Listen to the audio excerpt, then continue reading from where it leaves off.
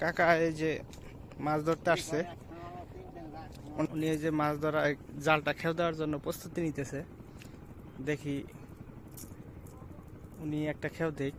আসলে উনি তো একবারে বুড়া হয়ে গেছে, তারপরেও মাছ ধরার নেশাটা ওনার মাঝে আছে এখনো।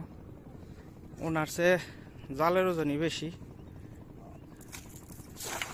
দেখেন দিছে চিরুনি অভিযানে নামছে শিকারের অপেক্ষায়। উনি জানে কিভাবে মাছটাকে ধরতে হবে, মাছটাকে জালের ভিতর আনতে হবে। দেখেন জাল একদম নিলিবিলি নিলিবিলি টানতেছে, যাতে কোনো প্রকারেই মাছ বের হয়ে যাতে না যেতে পারে।